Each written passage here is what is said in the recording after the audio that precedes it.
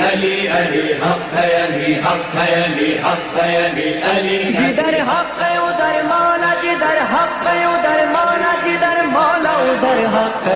علی کل نفس ذائقۃ الموت، کہ ہر نفس نے موت کا مزہ چکھنا ہے، موت کا ذائقہ چکھنا ہے۔ میں ہمیشہ کہتا ہوں کہ عقیدوں میں اختلافات پائے جاتے ہیں، یہاں تک کہ اللہ کے عقیدے میں بھی اختلاف ہے۔ ایک بندہ وجود خدا کو مانتا ہے، ایک بندہ اللہ کے وجود کو نہیں مانتا۔ امامت امیر المؤمنین میں اختلاف ہے، شیعہ پہلا امام مانتے ہیں، کوئی صرف امیر المؤمنین کو چوتھا خلیفہ مانتا ہے۔ یعنی کوئی بھی دنیا میں ایک ایسا ملک، ایک ایسا شہر نظر نہیں آئے گا جہاں پہ لوگوں کے سارے عقیدے یکجا ہوں۔ ایک ہی گھر میں 4 بھائی ہوں گے، 4 مختلف عقیدے ہوں گے، اور یہی دلیل انسانیت ہے، کیونکہ اللہ نے انسان کو شعور دیا، انسان کو فکر دی، ہر انسان کے مزاج کو الگ بنایا، مختلف سوسائٹیز میں انسان بڑا ہوا، مختلف تہذیبوں میں انسان بڑا ہوا، لہٰذا انسان کی سوچ بدلی۔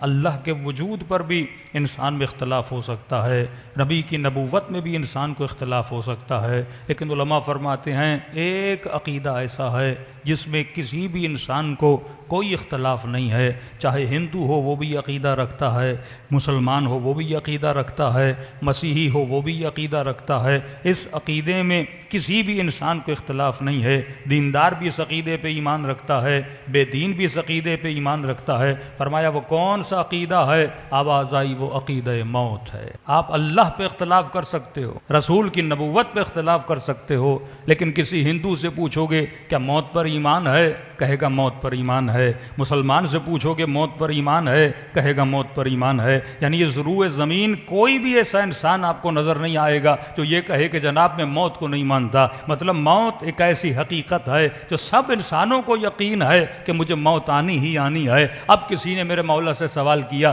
کہ مولا یہ بات ذرا سمجھ سے باہر ہے کہ ایک ایسی حقیقت، خدا پہ انسان شک کر سکتا ہے، نبی پہ انسان نبوت پہ شک کر سکتا ہے، لیکن روئے زمین ایک بھی بندہ ایسا نہیں ملتا جس کا موت پر ایمان نہ ہو، موت پر یقین نہ ہو۔ یعنی ہر انسان یہ مانتا ہے کہ مجھے موت آنی ہی آنی ہے۔ کہ مولا پھر یہ سمجھ نہیں آتا کہ جسے موت پر اتنا یقین ہے لیکن وہ زندگی ایسے گزارتا ہے جیسے اس نے کبھی مرنا ہی نہیں ہے۔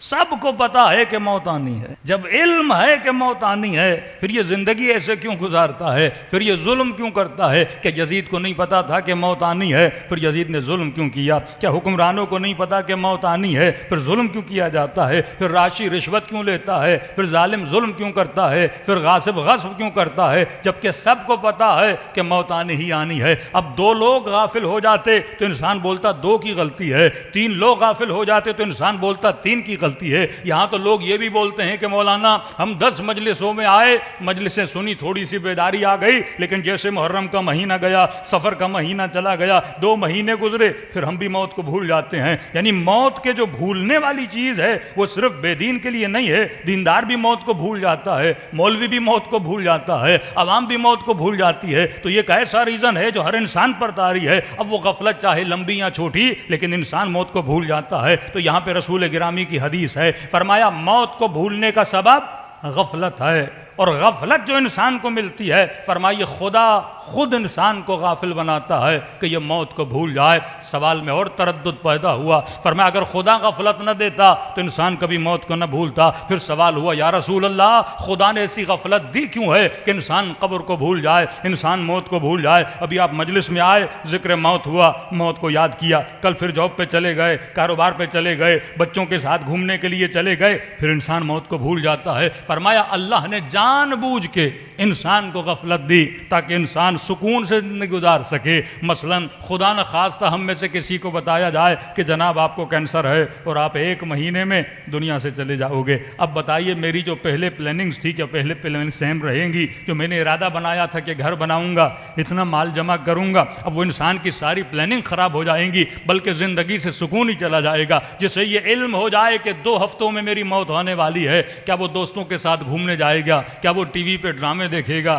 کیا وہ کوئی گیم کھیلنے جائے گا؟ نہیں، جسے یقین ہو گیا کہ 2 ہفتوں میں مرنے والا ہوں، اب وہ 2 ہفتے یا نماز پڑھے گا یا خود کو کمرے میں بند کر لے گا یا دوست اور رفقا کو فون کرے گا، کوئی غلطی ہوئی ہو تو میری غلطی کو معاف کر دیا جائے۔ تو فرمایا یہ موت کا ذکر جب انسان سنتا ہے تو انسان دنیا میں زندگی گزارنا چھوڑ دیتا ہے، انسان کی زندگی کے مزے کرکرے ہو جاتے ہیں۔ تو فرمایا خدا نے جان بوجھ کے انسان کو غفلت دی، اگر غفلت نہ ہوتی یہ کبھی بھی سکون سے زندگی نہ گزار سکتا۔ یہ غفلت نعمت پروردگار عالم ہے۔ کئی ایسے لوگ آپ نے دیکھے ہوں گے جو 24 گھنٹہ موت کی یاد میں رہتے ہیں، کہتے ہیں جناب کما کر کیا کروں گا، میں نے تو مر جانا ہے، گھر بنا کے کیا کروں گا، میں نے تو مر جانا ہے۔ وہ جوان جس نے یونیورسٹی میں داخلہ لیا، اب اسے پتا چلا کہ 1 مہینے میں اگر میں مر جاؤں گا تو کہے گا 3 4 سیمسٹر پڑھنے کی ضرورت کیا ہے، انجینئر بننے کی ضرورت کیا ہے، ڈاکٹر بننے کی ضرورت کیا ہے۔ ابھی آپ اتنے سکون سے امام بارگاہ میں بیٹھے ہیں کیونکہ آپ میں سے کسی کو نہیں پتا کہ ہماری موت کب آنی ہے، لیکن اگر یہاں موت کا فرشتہ آ جائے اور ہم میں سے سب کو بتا دے کہ جناب 2 مہینے کے بعد آپ نے جانا ہے، 1 سال کے بعد آپ نے جانا ہے، آپ کے چہرے اتر جائیں گے اور بڑی مایوسی سے آپ گھر جائیں گے۔ اپنی پلاننگ جو آپ نے 60 سال کی ہے، اس پلاننگ کو آپ 6 مہینے تک محدود کر دو گے، 1 سال تک محدود کر دو گے۔ وہ محنت و مشقت جو ابھی کر رہے ہو اس محنت و مشقت کو چھوڑ دو گے۔ تو پھر سوال اٹھا، یا رسول اللہ اگر غفلت خدا نے دی ہے اور بندہ غافل ہو رہا ہے تو پھر بندے کا قصور کیا؟ اگر ہم موت کو ہی بھول جائیں اور آپ یہ کہہ رہے ہیں کہ غفلت خدا نے دی ہے تو اس میں بندے تو قصور نہیں ہے۔ فرمایا ہاں یہ غفلت نعمت بھی ہے، لیکن یہ غفلت سکے کے 2 رخوں کی طرح ہے، ایک رخ اس کا نعمت ہے، ایک رخ اس کا عذاب الہی ہے۔ فرمایا مولا پھر نعمت کب ہے اور عذاب الہی کب ہے؟ فرمایا اگر غفلت محدود ہو تو نعمت، اگر غفلت محدود ہو تو نعمت، لیکن اگر یہی غفلت لامحدود ہو جائے تو عذاب الہی میں بدل جاتی ہے۔ کہ اب محدود کو محدود کیسے کیا گیا اور لامحدود مطلب لمبی غفلت ہو تو عذاب ہے، چھوٹے ٹائم پیریڈ کی غفلت ہو تو نعمت ہے۔ کہ مولا اس لمبی غفلت کو توڑنے کے لیے بھی تو خدا نے کوئی سبب بنایا ہوگا کہ اللہ نے ایسے تجھے چھوڑا نہیں ہے، ہر چیز کے پیچھے اللہ نے مصلحت رکھی ہے۔ کہ مولا یہ تو بتائیے پھر خدا غفلت کو توڑتا کیسے ہے؟ فرمایا جو رب نے تیرے اوپر نماز کو واجب کیا، قرآن کی آیت الصلاۃ تنہی عن الفحشاء والمنکر، نماز بندے کو فحشاء سے بچاتی، نماز بندے کو منکر سے بچاتی ہے۔ کبھی سوچا یہ نماز کیسے بچاتی ہے؟ نماز غافل کی غفلت کو توڑنے کا نام ہے۔ اور کبھی سوچا کہ دن میں 5 مرتبہ نماز کو واجب کیوں کیا گیا؟ فرمائیے مسجد کے مناروں سے جو اذانوں کی آوازیں آتی ہیں کہ حیا علی الصلاۃ، آؤ نماز کی طرف، حیا علی الفلاح، آؤ کامیابی کی طرف، فرمائیے غافل بندے کو بیدار کرنے کے لیے آواز دی جاتی ہے۔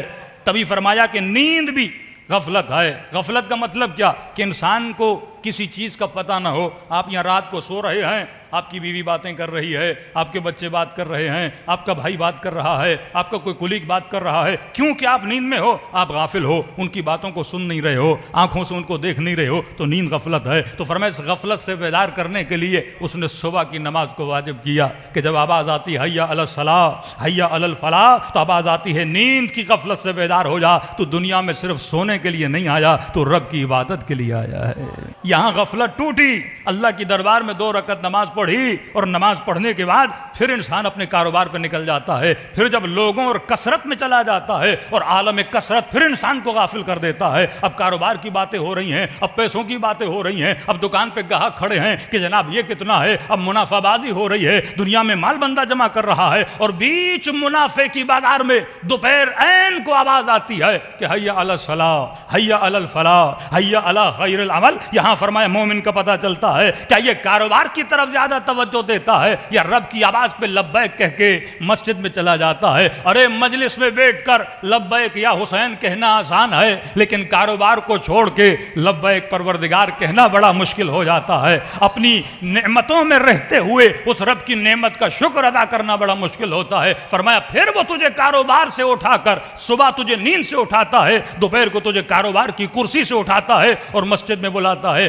کہ آ کے رب کو سجدہ کرو۔ پھر بندہ تھکا ہوا ٹوٹا ہوا جب شام کو گھر آتا ہے، اب انسان تھکا بھی ہے، انسان کو بھوک بھی لگی ہے، اور کھانے کے بعد پھر میٹھی نیند بھی آتی ہے، پھر آواز آتی ہے حیا علی الصلاۃ حیا علی الفلاح، آؤ نماز کی طرف۔ مطلب اس خواب غفلت میں جانے سے پہلے بھی خود کو بیدار کرو، اور نیند غفلت میں اٹھنے کے بعد بھی خود کو بیدار کرو، اور 20 دن کے کاروبار میں بھی خود کو بیدار کرو۔ تو فرمایا 5 مرتبہ رب تجھے غفلت سے بیدار کرتا ہے اور سجدے دلوا کے بتاتا ہے، تجھے حیات کا مقصد بتاتا ہے کہ انسان یہ کائنات ابدی نہیں ہے، اسی مٹی پہ سجدے کرو، اور 2 سجدے کرو۔ پہلے کا فلسفہ یہ ہے کہ تجھے مٹی سے بنایا گیا ہے، دوسرے کا فلسفہ یہ ہے کہ تجھے اسی مٹی میں ملایا جاتا ہے۔ فرمایا غفلت کے توڑنے کے اور بھی سبب ہیں، بیسک سبب جو اللہ نے واجب کیا وہ نماز ہے، کچھ اسباب تو نے خود پیدا کرنے ہیں۔ فرمایا ہفتے میں 1 مرتبہ قبرستان جایا کرو تاکہ غفلت کو توڑا کرو، نعمتوں کے احساس کو اپنے وجود کو دلانے کے لیے ہاسپٹل جایا کرو تاکہ صحت کی نعمت کا احساس ہو، بندہ غافل نہ ہو جائے۔ اللہ نے دانت دیے ہیں، ہم نعمت سے غافل ہیں، اللہ نے کڈنیز دی، ہم نعمت سے غافل ہیں، اللہ نے صحیح سالم قلب دیا، ہم نعمت سے غافل ہیں، اللہ نے ولایت امیر المومنین دی، ہم اس نعمت سے غافل ہیں، اللہ نے نیک ماں باپ دی، ہم نعمت سے غافل ہیں، اللہ نے تن پہ لباس دیا، ہم نعمت سے غافل ہیں، پیٹ بھوکا نہیں، ہم نعمت سے غافل ہیں۔ یہ ساری نعمتیں جو خدا نے دی ہیں، فرمایا آہستہ آہستہ خود کو بیدار کرو، ہفتے میں 1 مرتبہ قبرستان جایا کرو، کبھی غریبوں کی بستیوں میں جایا کرو، کبھی بیماروں کی عیادت کے لیے جایا کرو۔ عجیب جملہ امیر المومنین کا، مولا فرماتے ہیں جب زیادہ خوشی تجھے ہو پھر بھی قبرستان جایا کرو، جب سب سے زیادہ غم تجھے ہو تب بھی قبرستان جایا کرو، اپنے وجود کو لیول اور بیلنس بنانے کے لیے قبرستان کا راستہ دیکھا کرو تاکہ تجھے پتہ چلے کہ انسان دنیا میں کس لیے آیا ہے۔ لیکن آج کل جو قبرستان بنائے جا رہے ہیں، گلستان لگائے جا رہے ہیں، سبزہ لگایا جا رہا ہے، قبرستان بندہ جائے تو قبرستان کی فیلنگ آنی چاہیے، کسی پارک کی فیلنگ نہیں آنی چاہیے، کسی ایسی جگہ کی فیلنگ نہیں آنی چاہیے کہ ہم بچوں کی پکنک کے لیے آئے ہیں۔ قبرستان کو تبھی فرمایا کچی قبریں بنایا کرو، ایسا ماحول بنایا کرو جہاں پہ احساس ہو کہ بندہ قبرستان میں ہے، یہ ابدی گھر ہے، ہم مٹی تھے پھر مٹی میں مل جاتے ہیں۔ اب فرمایا جو انسان بیدار رہتا ہے، اور بیدار انسان کو جب موت آتی ہے اس کے لیے فرمایا اس کے لیے موت نہیں ہے بلکہ رب عالمین کی ملاقات کا پیغام ہے۔ صلوات پڑھے محمد و آل محمد، بار دیگر صلوات پڑھے محمد و آل محمد۔ اور یہ خود مجلس امام حسین ایک سبب ہے اپنے وجود کو غفلت سے بیدار کرنے کے۔ تو 5 غفلتوں دن میں 5 مرتبہ اللہ کا سگنل آتا ہے، اگر اس نے غفلت دی بھی ہے تو توڑنے کا سبب بھی بنایا ہے۔ یعنی آپ ایسے سمجھیں کہ مالک اپنے غلام کے گردن میں رسی باندھے، لیکن رسی اتنی لمبی ہو کہ اسے چھوٹ، اور زیادہ سرحد کو پار کر کے باہر نکلے تو پھر اسے کھینچ کے اپنی طرف بلا دے۔ تو نماز وہ رسی ہے جو بندے کو خدا سے دور نہیں ہونے دیتی، اور جس کی یہ رسی ٹوٹ جائے وہ اللہ سے اتنا دور چلا جاتا ہے پھر واپسی کی امید نہیں ہوتی۔ آؤ کربلا میں دیکھو یہ صلاۃ کی رسی کس طرح اہل بیت نے اس رسی کو تھاما ہوا ہے۔ یہ مجلس امام حسین وہ رسی ہے جو ہمیں کیا کرتی ہے؟ بیدار کرتی ہے کہ آپ جب مجلس میں آتے ہو تو آپ کی غفلتیں دور ہو جاتی ہیں۔ یہ سننا کہ مولانا ہم نے 10 دن مجلس سنی تو وجود بڑا بیدار ہو گیا، مثلا امام حسین کے قریب ہو گئے، یہ بیداری کی بات نہیں ہے، یہ غفلت کے پردوں کو دور کیا جاتا ہے۔ مجلس امام حسین نماز پروردگار عالم وہ وائپر ہے، جس طرح گاڑی کا شیشہ صاف ہوتا ہے اسی طرح یہ قلب کے وجود کے شیشے پہ جو دھند پڑی ہوئی ہے یہ مجلس حسین اس کو وائپ کر دیتا ہے، اسے صاف کر دیتا ہے، پھر انسان کو نظر آتا ہے۔ تبھی امیر المومنین نے بڑی پیاری روایت ہے، فرمایا دنیا جب عقل مندوں کو دیکھتی ہے تو یہ دیکھتی ہے کہ جناب نے پیسہ کتنا بنایا، جناب کی دوستیاں کتنی ہیں، جناب کے رشتے کتنے مضبوط ہیں، لیکن امیر فرماتے نہیں، اکیس الناس، یا رسول خدا کی حدیث ہے، اکیس الناس، سب سے عقل مند بندہ وہ ہے جو اکثر ذکر موت کرتا ہے۔ سب سے عقل مند بندہ وہ ہے جو اکثر کیا کرتا ہے؟ ذکر موت کرتا ہے۔ رسول بیٹھے تھے، اصحاب محفل میں آئے اور ایک بندے کی بے تحاشا تعریفیں کرنے لگے، یا رسول اللہ فلاں صاحب بڑے اچھے ہیں، کاروبار بڑا کامیاب ہے، دوستوں کے ساتھ اٹھنا بیٹھنا بڑا اچھا ہے، فلاں اچھا ہے، فلاں اچھا ہے۔ جب اتنی تعریف کی تو رسول نے کہا یہ تو بتاؤ جب وہ آپ کی محفل میں بیٹھتا ہے کیا موت کو یاد کرتا ہے؟ کیا ذکر موت کرتا ہے؟ کہا نہیں یا رسول اللہ۔ کہا پھر اتنا اچھا نہیں ہے۔ اچھے ہونے کا ریزن جو رسول بتاتے ہیں وہ کیا ہے؟ ذکر موت کرنا۔ جو لوگ موت کو یاد کریں وہ کبھی ظلم نہیں کرتے۔ یہ غفلت موت ہے کہ 33,000 لوگ فلسطین میں مارے جاتے ہیں۔ یہ غفلت موت ہے جو انسان لوگوں کے حقوق کو غصب کرتا ہے۔ یہ غفلت موت ہے کہ بھائی بھائی کے حق پہ ڈاکہ مارتا ہے۔ یہ غفلت موت ہے کہ شوہر بیوی کے حقوق کو غصب کرتا ہے۔ یہ غفلت موت ہے کہ اولاد والدین کی نافرمان بن جاتی ہے۔ ورنہ اگر انسان کو موت یاد دلائی جائے. دیکھیے کربلا والوں کے پاس کوئی جادو کی چھڑی نہیں تھی, ایک فارمولہ ہیں جو اہل بیت نے بتائے ہیں. آپ اور میں اگر اس فارمولے پہ عمل کریں گے تو ہم کامیاب رہیں گے. امام حسین نے یہی چاہا تھا نا کہ حر کو حبیب تک پہنچایا جائے. اب حر حبیب جیسا کیسے بنے جب تک وہ حبیب کے فارمولہ پہ عمل نہیں کرے. جناب یوسف قرآن میں فارمولہ بتا رہے اللہ رحم ربی, اگر خدا رحم نہ کرتا. پھر بتا رہے ان نفس لامارۃ بالسوء, یہ نفس انسان کو گمراہ کر دیتا ہے. یہ فارمولے بتا رہے ہیں. یہی فارمولہ آپ کا بچہ کا عمل کرے, میں عمل کروں تو ہم کامیاب ہو جائیں گے. لیکن اسی فارمولے پہ بڑے سے بڑا عالم, بڑے سے بڑا زاہد, بڑے سے بڑا دعوے دار جو میں متقی ہوں, اگر فارمولے عمل نہیں کرے گا تو عابد برسیسا کا واقعہ آپ کے سامنے ہے. قارون کون ہے؟ حضرت موسیٰ کا کزن ہے, یعنی نبی خدا کا کزن ہے, لیکن دشمن حضرت موسیٰ بن گیا کیونکہ اس نے فارمولے پہ عمل نہیں کیا. رسول خدا کے پاس یا رسول اللہ غریب ہوں غریب ہوں غریب ہوں, نبی نے فرمایا اگر امیر ہو جاؤ تو شاید ہم سے دور ہو جاؤ. نہیں یا رسول اللہ میں دور نہیں ہوں گا. نبی نے کہا ٹھیک ہے, دعا کی, مال بڑھا مال بڑھا. نبی کے قرب میں تھا, پھر کہا کہ مال بڑھا ہے تو باہر کوئی فارم ہاؤس بناؤں, تو باہر چلا گیا, بکریاں بڑھی. اب جب کہا کہ زکوٰۃ دو تو کہا کہ اتنی محنت سے میں نے کمایا, میں کیوں دوں. وہ فارمولہ جو بیس خدا نے بتایا تھا کہ تعلقات میں اس نے گھر نہ جانا کہ یہ تعلقات تجھے تباہ و برباد کر دیں, کہ دنیا میں رہو لیکن اس طرح نہ رہو کہ یہ دنیا تجھے خدا سے کیا کر دے, غافل کر دے. مسافر ہو, کپڑے آج پہنے میلے ہو گئے, بدن سے اتار دو. اب بندہ کہے میں نے کپڑے اتارنے نہیں ہیں, مجھے کپڑوں سے بڑا عشق ہے, تو یہی کپڑے اس کے وبال جان بن جائیں گے. فرمایا اولاد سے اتنی محبت نہ کرنا. کبھی فرمایا جب سکرات الموت کا وقت آتا ہے تو انسان سب سے پہلے, یہ وہ وقت ہے جہاں پہ شیطان اسے اللہ کے قریب نہیں جانے دیتا. فرمایا سب سے زیادہ کوشش کرتا ہے کہ اس کے ایمان کو لوٹا جائے. پوچھا معصوم کس چیز کے ذریعے اس کی ایمان کو لوٹتا ہے؟ فرمایا اس کے تعلقات کے ذریعے. سب سے زیادہ جس چیز سے اس نے دنیا میں محبت کی ہے اسی چیز کے ذریعے اس کو کیا کرے گا, گمراہ کرے گا. اور فرمایا اعمال کو جس طرح مجسم کیا جاتا ہے, مثلا بیٹے سے بہت زیادہ محبت تھی, شیطان اس کے سامنے عالم مثال میں اس کا بیٹا لائے گا, اس کے گلے پہ چھری رکھے گا, کہے گا میری بات مانو ورنہ تیرے بیٹے کے گلے کو کیا کر دوں گا, کاٹ دوں گا. کلمہ پڑھو گے تو تیرا بیٹا کٹ جائے گا. بہت بڑے ایک عابد تھے, کہتے ہیں جب سکرات کا وقت آیا تو بچے بار بار کہہ رہے ہیں اپنے باپ کو کہ بابا کلمہ پڑھو کلمہ پڑھو, لیکن کہہ رہے ہیں گویا اس کی زبان پہ قفل لگ گیا, یہ کلمہ نہیں پڑھ رہا. اور جب اس کی حالت بحال ہوئی تو اس سے پوچھا کہ ہم آپ کو اتنا کہہ رہے تھے کلمہ پڑھو کلمہ پڑھو کلمہ پڑھو, آپ کلمہ کیوں نہیں پڑھ رہے تھے؟ تو اس بندے خدا نے اپنی زندگی میں ایک سب سے مہنگا قالیچہ لیا تھا, بہت مہنگا تھا, اور اس نے اپنے صندوق میں وہ چھپا کے رکھا تھا. ہر انسان کو کسی نہ کسی چیز سے محبت ہوتی, کسی کو گاڑی سے بہت زیادہ محبت ہے, بچے کو کھلونوں سے زیادہ محبت ہے, کسی کو اپنے چھوٹے بچے سے زیادہ محبت ہے. تو اس نے وہ قالیچہ چھپا کے رکھا تھا اور کہا کہ جب تم کہتے تھے کلمہ پڑھو تو میں نے دیکھا کوئی شخص کریہ الوجہ میرے سامنے کھڑا ہے اور کہتا ہے کلمہ پڑھو گے تیرے قالیچے کو آگ لگا دوں گا. کہ اب قالیچے سے اتنی محبت تھی لہٰذا میں کلمہ نہیں پڑھ رہا تھا. اسی طرح اگر بیٹے سے محبت ہے تو بیٹے کو سامنے لایا جائے گا. یہ جتنی محبتیں ہیں یہ انسان کے سامنے آتی ہیں. حدیث معصوم ہے, فرمایا جب سکرات کا وقت آتا ہے تمہارے زندگی میں جو محبتیں تھیں, ایموشنز تھے, اس کو اللہ کیا عطا کرتا ہے, جسم عطا کرتا ہے.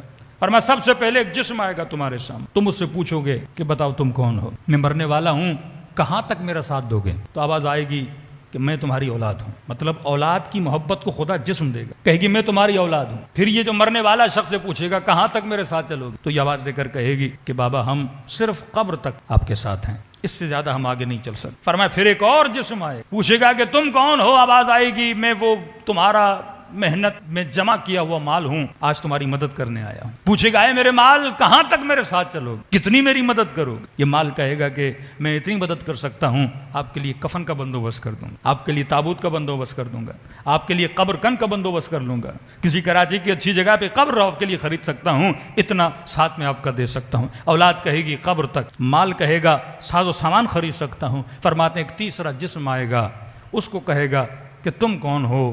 آواز دے کر کہے گا میں وہ ہوں جس پر تم نے زندگی میں سب سے کم توجہ دی تھی. کہا کہاں تک ساتھ چلو گے؟ کہا قبر میں بھی تیرے ساتھ ہوں, برزخ میں بھی تیرے ساتھ ہوں, قیامت میں بھی تیرے ساتھ ہوں, لیکن میں بہت کمزور ہو چکا ہوں, بہت نحیف ہو چکا ہوں. پوچھے گا تم قیامت تک میرے ساتھ چلو گے, بتاؤ تو صحیح تم کون ہو؟ کہ میں وہی ہوں جس کی طرف کم توجہ دی تھی. کہ کیا نام ہے تمہارا؟ آواز آئے گی میں تمہارا عمل ہوں.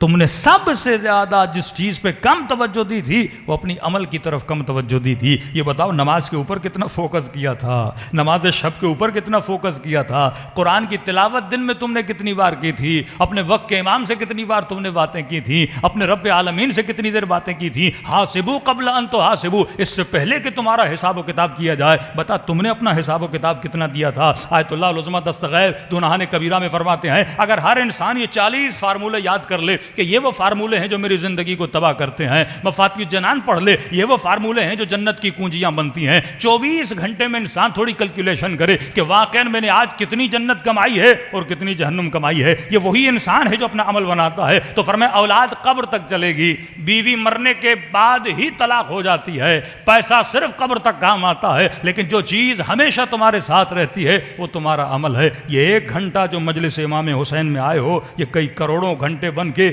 عالم برزخ میں تمہاری مدد کریں گے. اور ایسے نہیں فرمایا موت ایک ایسا راستہ ہے، موت مایوسی کا نام نہیں ہے. موت انسان کے لیے مایوس تو وہ ہو جس کے ذہن میں یہ تصور ہو کہ زندگی دی اینڈ ہو گئی. ہمارے یہاں اینڈنگ کا تصور نہیں ہے، ہمارے یہاں موت ایک مرحلہ ہے جس کو انسان طے کرتا ہے. اور عالم برزخ میں اگر نیک ہوگا تو امیر المومنین کی زیارت ہوگی، رسول خدا کی زیارت ہوگی، اپنے احباب و اقربا کی زیارت ہوگی، شہداء کی محفل میں جائے گا. تبھی فرمایا مومن کی موت سے کبھی مایوس نہیں ہوتا، کیونکہ مومن کے لیے موت نہیں ہے بلکہ اہل بیت کی زیارت کا پیغام ہے. صلوات پڑھے محمد و آل محمد. علی علی حق ہے، علی حق ہے، علی حق ہے، علی علی جدھر حق ہے ادھر مولا، جدھر حق ہے